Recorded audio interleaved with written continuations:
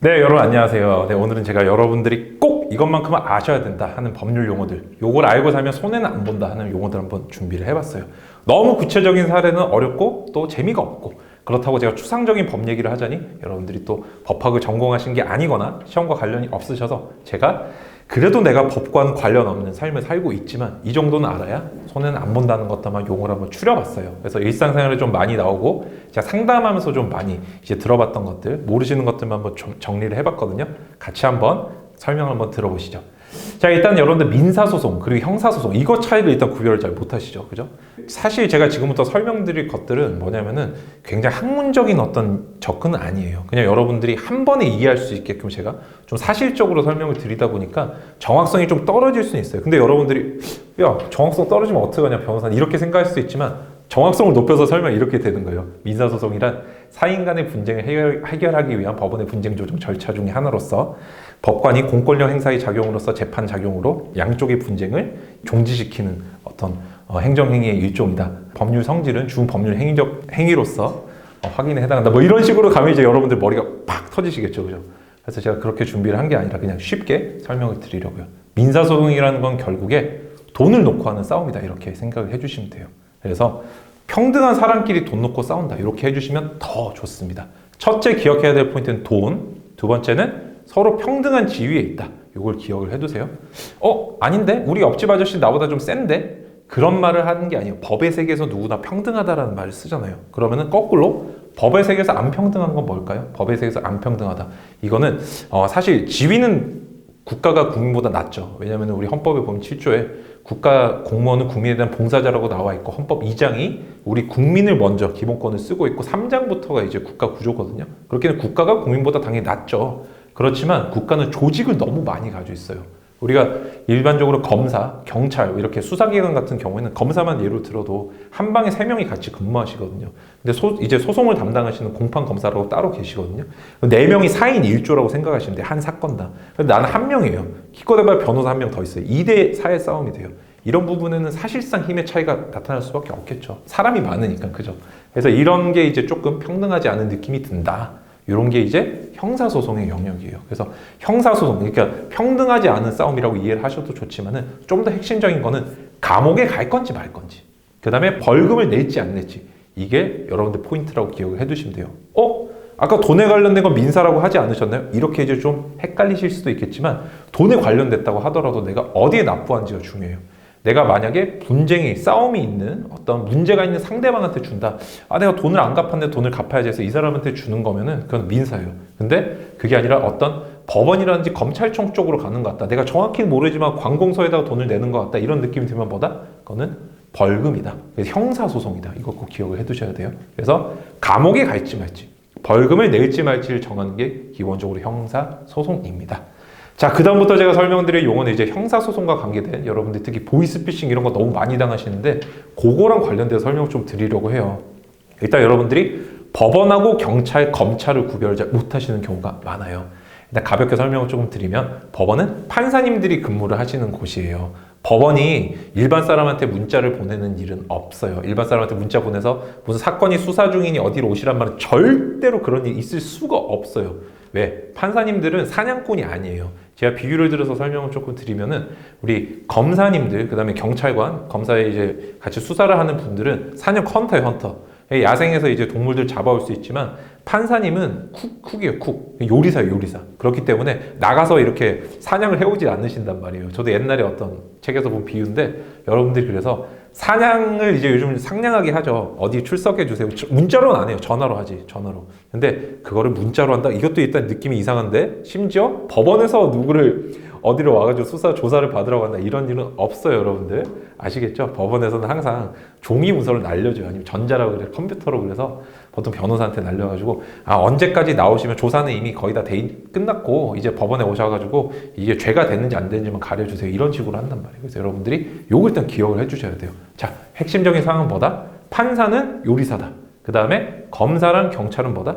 이분들은 이제 사냥꾼이다. 이렇게 좀 기억을 해두세요. 그 다음에 여러분들 이제 경찰하고 검찰을 또 구별 못 하시는 분들이 계신데 검찰청, 검사가 근무하는 곳이 검찰청이고 그걸 검찰이라고 이제 그 조직을 검찰이라고 그래요. 그 다음에 경찰분들 있죠. 우리가 이렇게 주변에 좀 더 많이 보이시는 분들, 그죠? 검사님들은 밖을 잘 안 돌아다니시고 안에 주로 계시잖아요, 그죠? 일의 특성 그런 것들이 좀 있기 때문에. 그래서 여러분들이 평소에 많이 보시는 분들은 경찰이에요, 경찰.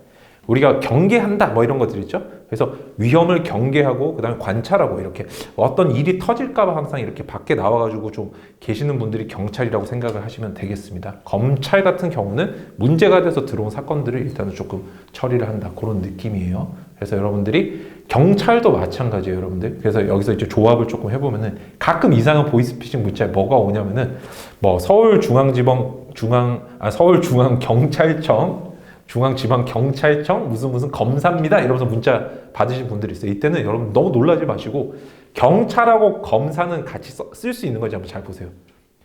검사는 검찰청에서 근무해요. 그렇기 때문에 이런 보이스피싱 속으시면 안 되겠죠, 그죠? 검사는 경찰청에서 일을 하지 않는다. 또 가장 기본적인 상인데 여러분들 혼란스러워하시는 분들이 계셔서 제가 정리를 조금 했고요. 그 다음에 수사관. 이것도 되게 중요해요. 수사관이라는 거는 우리 검찰청에서 근무하시는 분들 총칭해서 수사관이라고 이제 얘기를 해요. 물론 이제 실무관님 분들도 계신데 그분들이 직접 연락을 취해 주시는 경우는 잘 없는 것 같고 실무관님들은 저희가 보통 전화를 걸면은 이제 다른 안내 같은 것도 해주세요. 어떤 사건이 이런 식으로 진행되고 이런 안내를 해주시지 주로 먼저 전화를 걸어서 검찰청에 출석해라라고 하시는 분들을 수사관이라고 해요. 근데 이 수사관님들이 누구한테 문자를 보내가지고 출석하라는 경우는 없어요. 그래서 여러분들이 그런 보이스피싱에 당하시면 안 돼요. 뭐 계좌를 추적했는데 뭐 당신의 계좌가 나와가지고 어디 나와주시면 좋겠고 그 다음에 여러분들 뭐 검사 이런 분들이 갑자기 문자 보내가지고 뭐 이렇게 하면 나와주면 좋겠다 이런 일도 없어요, 여러분들. 그래서 이것도 꼭 기억을 해두시면 좋겠습니다. 그래서 내가 물론 보이스피싱을 안 당하려면은 문자 같은 데서 좀 경각심을 가지셔야 되지만 이런 기본적인 법률 용어를 좀 잘 아시는 것도 중요하다. 그래서 제가 한번 선정을 해봤고요. 그 다음부터는 여러분들 피의자, 그 다음 참고인, 피고인 요 세 가지, 그 다음 증인까지 해서 요 네 가지를 좀 구별을 못 하시는 분들이 계신데 기본적으로 피의자는 피라고 하면 우리가 뭔가 이렇게 당하는 느낌이잖아요. 피동이라는 느낌이잖아요. 그죠? 그래서 의심을 당하고 있다. 의심을 받고 있다. 이걸 피의자라고 해요. 피의자. 의심을 받고 있는 사람. 무슨 의심일까요? 범죄를 저질렀다고 의심을 받는 사람을 피의자라고 해요. 반면에 피고인은 뭐냐면은 우리가 근데 고소라는 거 들어보셨죠? 그런 느낌하고 비슷하다고 생각하시면 되는데 우리가 고자가 어디 이렇게 좀 일러 바치다 이런 느낌으로 생각하시면 돼요. 검사가 기본적으로 판사한테 사건을 들고 가가지고 이거 한번 소송해봐 주세요. 이거를 우리가 기소라고 그래요. 기소. 고소가 아니고 고소는 민간인이 경찰이나 검찰에 하는 걸 고소라 그래요. 근데 기본적으로 검사가 사건을 법원에다가 이제 소제기를 하는 걸 기소라고 하는데 다만 이걸 한자로 우리가 쓸 때 고자를 써요. 그래서 뭐 불고 불리라고 한다든지 그래서 그러다 보니까 기소를 당한 사람을 피기소인 이걸 줄여서 피고인 이렇게 하는구나.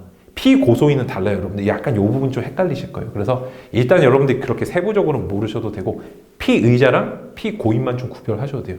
피의자는 죄를 저질렀다고 의심받는 사람이고 그 중에 법원으로 끌고 간 사람 누구다? 이게 피고인이다. 이렇게 기억을 해두시면 되겠습니다. 그 다음에 피의자랑 피고인이 아닌데 경찰서나 검찰청을 가거나 법원에 가는 경우가 있죠. 이것도 잠시 조금 설명을 드리면은 우리가 수사는 기본적으로 아까 요리사 분이랑 그 다음에 헌터를 사냥꾼 나눠야 된다 그랬죠. 사냥꾼이 아까 누구였어요? 검사, 경찰이죠. 검찰, 경찰. 그 다음에 요리사가 이제 법원 판사잖아요. 그죠? 그러면은 이 검사랑 경찰 분들이 사람을 데리고 오면은 피의자 죄를 저질렀다 의심받는 사람을 데리고 오거나 아니면 참고인을 데리고 와요. 참고인이라는 거는 이 죄를 밝히는 데 있어서 좀 사건에 참고가 될 만한 사람들 참고인이라고 합니다. 이런 분들이 법원에 가면 이름이 바뀐다. 어떻게 해요? 피의자는 피고인으로 그 다음에 참고인은 증인으로 바뀐다. 이렇게만 좀 기억을 해두시면 돼요. 그래서 여러분들 요거는 이제 조합을 한번 생각을 해보시면 되겠죠. 이것도 아마 여기 조금 용어가 헷갈리실 수 있어요. 똑같은 게 왜 이렇게 바뀌지? 이 부분은 조금 반복적으로 보시거나 넘어가셔도 좋을 것 같아요. 그 다음에 여러분들이 이제 선고랑 확정, 상소 이거를 개념을 또 구별 못 하시는 분들이 계신데 우리가 국가에서 어떤 행위를 할 때 여러분들이 뭐 과태료라든지 이런 거는 기본적으로 나한테 날라오면 바로 돈을 내야 돼요. 일단 내고 불만이 있으면 이의를 제기를 하면 그게 나중에 이제 효력이 없어진 이런 형태거든요. 근데 그러니까 말하자면 행정부라고 하는 기관들 있죠. 우리가 경찰이라든지 검사, 그 다음에 뭐 이렇게 대통령, 이 행정부잖아요. 이 행정부 기관의 특징은 빠르게 일을 처리해요.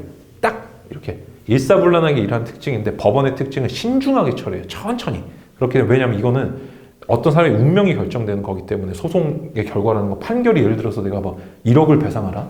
아니면 뭐 이런 게 나오면 난리 나잖아요. 그죠? 그렇기 때문에 법원은 천천히 해요. 그렇기 때문에 일단은 처음부터 이 내가 말하는 행위의 효력이 안 실려요. 그래서 처음에는 선고라고 하는 거는 말하자면은 임시의 어떤 효력이다 이렇게 기억해 두시면 돼요. 근데 이게 우리가 삼심제라고 그러잖아요. 그죠? 법원에 대해서는 3번 우리가 결론을 받을 수가 있는데 처음에 내가 결론을 받으면 2번을 더 싸울 수가 있다는 거예요. 법원의 재판에서. 이거를 상소라고 그래요. 상소.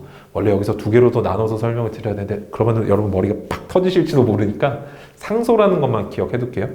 판결을 선고하면 상소할 수 있다. 언제? 2번 더. 왜? 총 3번을 재판받을 수 있는데 처음에 내가 재판을 이미 했으니까. 그죠? 2번 상소 더 받을 수 있다. 이게 가장 기본이에요. 근데 여러분들이 이제 여기서 이제 주의하셔야 될 거는 물론 이제 공부 많이 하시는 분들이 이제 상고심 재판받을 권리가 기본권이 아니라는 거 알고 계시는데 그거는 뺄게요. 그래서 여러분들이 하나 더 아셔야 되는 거는 이제 내가 이제 2번 정도 더 올라갈 수 있는데 만약에 난 재판도 안 받아도 돼 이렇게 포기를 해버리잖아요. 이러면 바로 재판이 확정이 돼요. 확정이 되어야만 판결의 효력이 나온다. 이걸 기억을 꼭 해두시면 좋겠습니다. 그 다음에 아니면은 내가 총 2번 상소를 해서 3심 재판을 다 받았다. 이렇게 해도 확정이 돼요. 그래서 뭐 예를 들어서 누가 뭐 정치인 어떤 분이 뭐 뇌물수수 혐의로 뭐가 됐는데 벌금형이 선고되었습니다. 1심에서 선고되었습니다. 이제 느낌 좀 오시죠? 이거랑 확정되었습니다. 대법원에서 느낌 완전 다르죠. 확정되면 뭐 예를 들어서 뭐 그 어떤 이분이 뭐 어디 시장이다, 뭐 지사다 이러면 그 직이 상실되는 벌금형 이상 받으면 그죠. 그래서 확정이 되어야만 그런 게 된다는 거. 이번에 보니까 누가 뭐 벌금형을 받았는데 왜 이분은 뭐 그 시장 지사직을 왜 상실 안 하지? 그건 선고이기 때문에 그런 거예요, 여러분들. 여기서 만약에 내가 상소 안 하겠다, 여러분 좀 이따 시간이 아니면 지났다. 상소하는데 기간 제한이 있거든요, 여러분. 기본적으로 요 기간이 지나버리면은 이게 딱 확정이 돼요. 확정이 돼야 뭔가 효력이 다 발생한다. 왜? 법원은 신중하게 천천히 한번 우리가 일단 이렇게 결론을 내렸는데 한번 이의 제기할지 생각의 시간을 가져보세요. 이렇게 말하는 게 법원이에요. 요리사. 근데 사냥꾼들은 일단 다 잡아요. 효력이 바로 발생한다. 근데 나중에 이의 제기를 할 수 있다. 이렇게 기억을 거꾸로 돼 있다. 기억을 좀 해두시면 좋겠습니다. 물론 좀 어렵죠. 그래서 아마 좀 여기 힘드신 분들은 넘어가셔도 좋아요. 그 다음으로 제가 설명드리고 싶은 부분이 계약서요.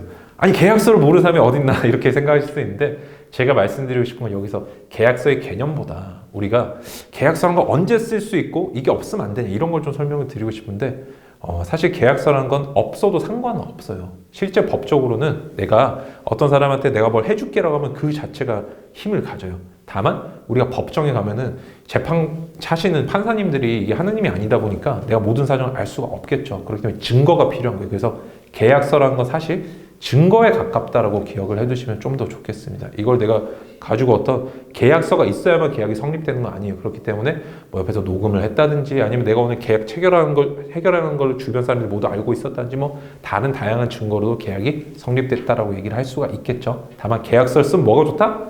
안전해진다라는 거 기억을 좀 해두시면 좋겠어요. 그래서 필수적이라고 이제 오해하시는 분들이 있는데 물론 이제 계약서를 써야 되는 몇 개의 계약도 존재하지만 원래 일반 원칙은 계약서를 반드시 써야 되는 건 아니다. 이것도 기억을 좀 해두시면 좋겠습니다. 자, 그 다음 채권자 채무자. 이것도 저도 이제 법대 들어갔을 때 너무너무 헷갈리더라고요. 진짜 이게 내가 채권 채무자를 전국에서 맨날 쓰면서 했는데 전 이제 제 나름의 뭐 이제 원칙을 찾았는데 여러분들이 좀 기억을 해두실 게 채권 채무에서 좀 아셔야 되는 부분은 채자를 빼고 보시면 좋겠어요. 한번 글씨를 한번 가려보세요. 그러면은 권은 뭐를 줄인 걸까요? 권리를 줄인 거예요. 그래서 권리자, 모르겠어요. 그냥 권리자 이렇게 생각하시면 돼요. 안 틀려요. 그렇게 하면. 그 다음에 무자는 뭘 줄였을까요? 아시겠죠? 의무자를 줄인 말이에요. 그래서 권리자, 의무자 느낌이다. 자, 그럼 여기서 여러분들 문제 한번 내보겠습니다. 내가 누구한테 돈을 빌려줬어요. 그럼 내가 돈 받을 수 있겠죠? 그러면은 갚아야 될 사람이 있어요. 예를 들어서 옆집 사람 영희한테 돈을 빌려줬어요. 그럼 영희는 뭐다? 의무자겠죠. 나는 권리자겠죠. 여기서 말을 살짝 멋있게 채자를 바꾸면 뭐가 된다? 채권자, 영희는 채무자. 느낌 오셨죠? 이렇게 기억을 해주시면 돼요. 가끔 채권, 채무자 구별 못 하시는 분들도 이제 계시더라고요. 여러분들 이제 계약금, 이것도 제가 설명을 좀 드리고 싶은데 계약금이라는 건 여러분들이 뭐 걸어도 되고 안 걸어도 되지만 걸었을 때는 치명적인 어떤 페널티, 좀 불이익이 생긴다는 거 기억해 두시면 좋겠어요. 계약금이라는 건 내가 상대방이 예를 들어서 어떤 물건들이 많이 이제 팔 수 있는 기회가 존재를 하는데 그거를 내가 반드시 왜 내가 너한테 팔아야 되지? 제가 어릴 때 약간 이런 게 있었어요. 어릴 때 제가 게임을 너무 좋아해가지고 이제 물건을 그 게임 팩을 사러 가면 아줌마가 그러면 돈을 좀 걸어야 되지 않겠어요? 이렇게 얘기를 하더라고요. 그래서 제가 뭐 3만 원짜리 팩이면은 이제 뭐 1,000원을 이제 걸고 갔다든지 5,000원 뭐 또는 3,000원 이렇게 걸고 갔었는데 만약에 내가 안 사면 어떻게 돼요? 그럼 계약금이 날라가요, 여러분들. 포기를 해야 돼요, 계약금 내가 낸 거를. 근데 아줌마가 만약에 저 말고 딴 사람한테 팔겠다 그러면은 저한테 받은 돈 2배를 더블로 물려주셔야 돼요. 아시겠죠? 그래서 여러분들이 계약금 용어도 되게 중요하겠지만 실제 어떻게 쓰이는지 제가 오늘 조금 설명을 간단하게 드리고 싶었어요. 그래서 굉장히 무섭다. 계약금 걸면은 그 돈은 내가 계약을 깨는 순간 포기를 해야 된다. 이 부분은 구제수단이 별로 없어요. 그래서 여러분들 꼭 기억을 해주시면 좋겠습니다. 안타까운 일이 생기지 않도록. 그 다음에 여러분들 공증, 이제 공증이라는 것도 좀 알아두셔야 되는데, 원래 우리가 아까 보니까 이제 법원에 가서 판결 받고 이렇게 하는 절차가 있잖아요. 근데 이게 거의 최소한도 한 2-3달은 걸리거든요. 길면 한 3년씩 걸리고 그래요. 근데 조금 뻑적지근하죠. 너무 오래 걸리고 그러니까. 그러다 보니까 우리가 좀 빨리 좀 판결하고 똑같은 효력을 받을 수 있는 게 공증이라 그래요. 그래서 여러분들이 법원 근처에 가시면은 공증사무소라고 있어요. 그래서 우리가 의무자, 그 다음에 권리자 두 분이 같이 가셔서 계약서에다가 공증실에 드리고 일정한 비용을 드리고 사인을 받아오고 도장을 찍어 오면은 뭐가 되냐? 판결문하고 똑같다. 판사님이 돈 주라고 한 것과 똑같다. 그런 효력이 생긴다.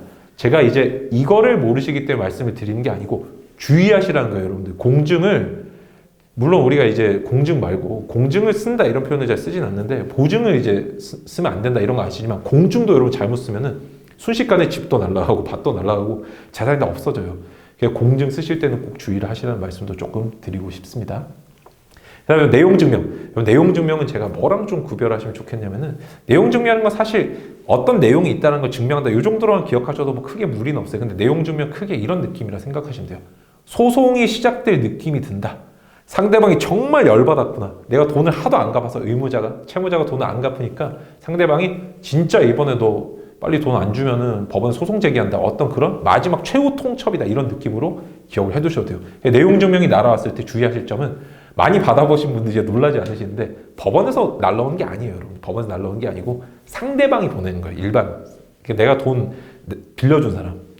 채권자가 보통 보내는 게 내용 증명이에요. 법원에서 보내는 게 아니고 뭐 구속된다 이런 게 아니에요. 이거 가끔 받으시고 막 거의 막 자지러지는 분들이 계시는데 그건 아니다. 법원이나 검찰, 뭐 경찰에서 보내는 공적인 문서가 아니라 그냥 채권자가 보통 채무자한테 야, 이 부분은 뭐 물론 공적으로 보내는 방식도 존재하지만 그렇게 하는 게 아니라 일반적으로 보낼 때는 우리가 채권자가 채무자한테 빨리 돈 갚아. 마지막 기회야라고 이제 어떤 법적인 협박을 할 때 보내는 수단이다. 이렇게 꼭 기억을 해두시면 돼요. 그렇다고 돈을 갚지 안 갚으라는 뜻은 아니에요. 오해하시면 안 돼요. 너무 놀라지 마시라는 거예요, 이게. 이것 때문에 막, 잠을 못 이루시는 분들도 계세요. 막 정신과 가시는 분도 계신데, 남 얘기 같죠? 여러분들. 아니, 근데 잘 알고 계셔야 된다는 거예요. 그 다음에 여러분들 이제 이행이라고 하니까 좀 느낌이, 안 와닿으실 수가 있는데, 돈 갚는 걸 이행이라고 생각해 주시면 돼요. 이게 다른 말로 변제라고도 합니다. 이게 좀 별로 어렵지 않죠? 그 다음에 시효라는 것도 좀 들어보셨을 텐데 시효라고 하면 원래 이제 종류가 2개가 있는데 나머지 하나는 사실상 요즘 거의 문제가 안 돼요. 그래서 시효라고 할 때는 일반적으로 소멸시효를 줄여서 시효라고 합니다. 그래서 우리가 장사를 하시는 분 같은 경우에는 5년 이하의 시효에 걸려요. 5년이거나 3년이거나 1년 이런 식으로 6개월짜리도 있고. 그러니까 무슨 말이냐면 내가 돈을 빌렸어요. 근데 일반적으로 장사하시는 분들이 아니면은 돈 빌리고 10년이 지나면 안 갚아도 되게끔 돼요. 너무 제가 막 불법을 조장하는 것 같은데 그래도 우리 법이 그렇게 돼 있어요. 10년이 지난 돈은 안 갚아도 된다는 게 일반적이에요. 왜? 이건 시효가 지났다라고 표현해요. 이 시간이 지나면은 권리가 없어진 걸로 치자는 거예요. 왜? 10년이 지난 사건을 사실 들고 와서 우리가 엊그제 일도 기억이 잘 안 나는데 10년 전 일을 한번 증인 얘기 한번 해보세요. 10년 전 일 한번 얘기해보세요. 이러면은 아무도 기억 못하고 분쟁이 점점점 싸움이 계속 오래 가겠죠. 결론도 내기 너무 어렵겠죠. 그래서 이런 거를 모두 좀 경감하기 위해서 한 번에 그냥 10년 지나 없는 걸로 합시다라고 하는 게 시효예요. 여러분들 누가 없는 걸로 하자 그랬어. 여러분들 법을 그렇게 만들어놨고 우리가 뽑은 국회의원분들이 그 법을 유지를 하고 있는 거예요. 여러분들 이거 생각을 잘 해주셔야 돼요. 법이 뭐 같다라고 하시기 전에 우리가 과연 법을 만들 권한을 갖고 있다는 걸 알고 있는지 한번 생각을 해봐야 된다는 거예요. 그래서 우리가 특히 상담하다 보면 우리나라 법은 왜 있다고냐, 시효는 왜 도대체 뭐냐. 투표는 하셨나요? 투표 안 하신단 말이에요. 여러분 이게 중요한 거예요. 여러분들 세상을 바꿀 힘은 우리가 가지고 있어요. 이걸 행사를 안 하는 게 문제예요. 나중에 가서 내가 막 가슴을 두드리고 이 시효가 진짜 내 가정을 파탄시켰다, 돈을 날리겠다라고 하시는 거는 그거는 법을 맨날 하는 사람 입장에서 봤을 때는 정말 기본적인 거 모르셨구나라고 할 수가 있어요. 그래서 제가 오늘 시효도 선정을 한번 했어요. 그 다음에 여러분들 이제 담보라는 게 있어요. 담보라고 하면 상당히 넓은 개념인데 여러분들이 돈을 안 갚으면 내가 물건을 맡겨놨는데 이게 떼인다. 전담포 같은 느낌이라고 생각을 하시면 돼요. 이렇게 생각하시면 거의 틀림이 없을 거예요. 그래서 담보는 사실 법적으로 종류가 이제 한번 서너 개 정도 돼요. 뭐 저당, 질, 유치 뭐 이런 식으로 있고, 그 다음에 뭐 가등기 담보 이런 것들도 있는데, 그런 종류를 아시라는 게 아니라 여러분들 그냥 담보라고 하면은 뭔가 돈을 안 갚으면 내가 이거를 물건을 못 돌려받을 수도 있겠구나, 이 정도 느낌만 잘 가지고 계셔야 돼요. 그래서 제가 이거 돈을 빌려드릴 수 있는데 담보는 좀 있으신가요? 이렇게 했을 때는 여러분들이 주의를 하셔야 돼요. 안 갚는 순간 이게 날아갈 수도 있겠구나. 물론 요즘에는 절차적으로 안 날아가는 어떤 법들이 마련은 많이 돼 있지만, 그것도 교묘하게 피해갈 수 있는 방법들도 존재를 하고 악용을 당하는 사례들도 있거든요. 그래서 여러분들이 담보를 누가 요구할 때는 조금 주의할 필요가 있다. 기억을 해두시면 좋겠습니다. 그 다음에 여러분들 이제 연대보증. 이거는 설명드릴 필요가 없어요. 하지 마시라고만 말씀을 드리고 싶어요. 연대보증 하면은 채무자랑 똑같아요. 아까 채무자 뭐였죠? 의무자죠. 돈 줘야 되는 사람. 내가 저 사람이 돈 주는 것과 똑같은 삶을 살고 싶다. 이러면은 연대보증 쓰셔도 돼요. 그렇지만 연대보증은 그냥 정의를 하기보다는 쓰지 말라. 이렇게 제가 결론을 좀 드리고 싶습니다. 그 다음에 가등기. 여러분들 가등기라는 건 사실 여러분들이 본격적으로 아실 만한 개념은 아닌데, 제가 개념을 설명드리기보다는 조금 주의하시라는 말씀을 드리고 싶어요. 이제 좀 있으면은 새로운 학기가 개강하고, 특히 우리 대학생분들 어떤 집계약하러 많이 가시죠. 제가 실제 한번 제 친한 동생 집계약하러 갔다 깜짝 놀란 게, 저당, 담보 이런 거 하나도 없죠. 깨끗하죠. 이랬는데 나중에 보니까 가등기라 그래가지고 이게 어디 딱 살짝 걸려있는 거예요. 이러면은 큰일 나요, 여러분들. 가등기 걸려있는 집에 살면은 이게 내가 언제 나가야 될지 몰라요. 이게 경매하면은 나는 무조건 나가야 돼요, 여러분들.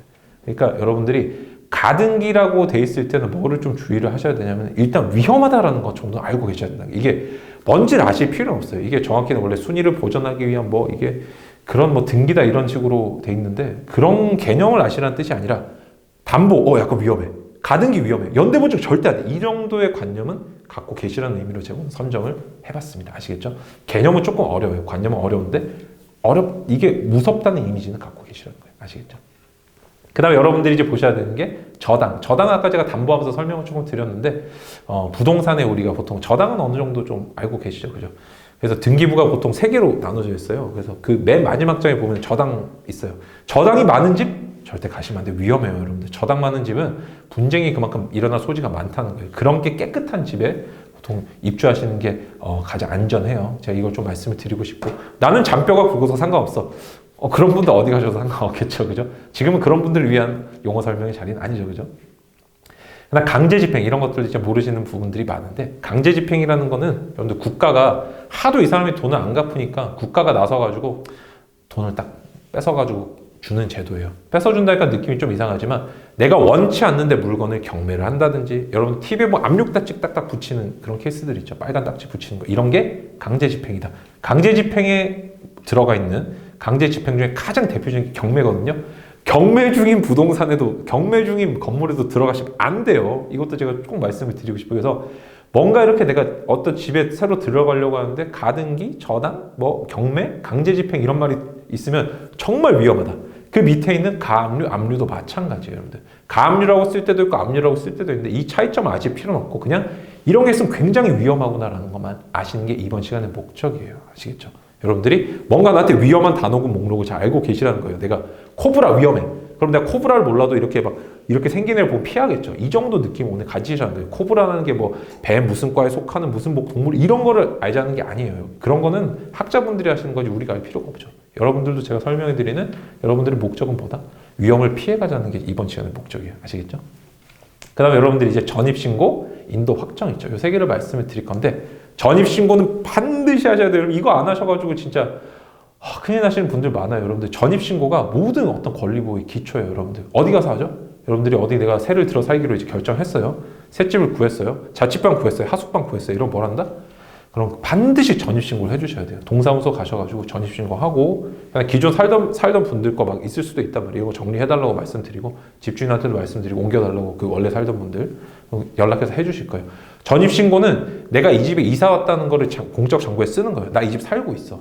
이게 안 되면 여러분들 아무런 보호를 못 받는다니까요. 여러분들 내가 지금 보니까 어디 막 저기 창원 살고 있고 마산 살고 있고 부산 살고 있는 걸로 돼 있는데 서울에 투표할 수 있겠어요? 안 되겠죠, 여러분들. 그 다음에 내가 보니까 주택임대차 보호법이라서 한 번쯤 들어보신 분들이 계실 수 있는데, 그 모든 보호의 가장 기본이 전입신고예요. 그래서 전입신고를 꼭 해주셔야 된다는 거 기억해 주시고, 인도라는 말을 이제 또 설명을 조금 드리면 인도도 받으셔야 되는데 인도라는 거는 대부분 받고 살아요. 인도가 안 되면 살 수가 없기 때문에 용어만 조금 설명을 드릴게요. 여기서는 인도라는 거는 집 열쇠를 받는 걸 인도라고 그래요. 집 열쇠 받는 거. 나 요즘에 열쇠 안 받는데 변호사님 보통 비밀번호 알려주지 않나요? 맞아요.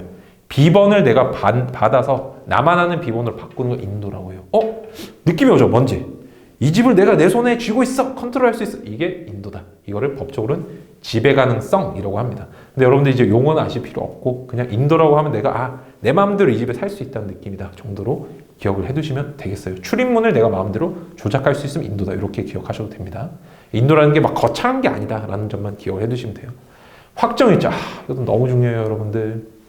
진짜 이게 전입신고까지 하시면서 확정일자 안 받는 분들이 계신데 확정일자라는 게 또 뭐라고 해야 될까 등기하고 비슷하다고 생각하시면 돼요. 내가 저당이라든지 아까 그런 담보한테는 내가 원래 그 임차인이 못 이겨요. 세입자가. 근데 확정일자를 받으면 나보다 늦게 저당이 담보가 걸렸어도 다 이길 수 있어요.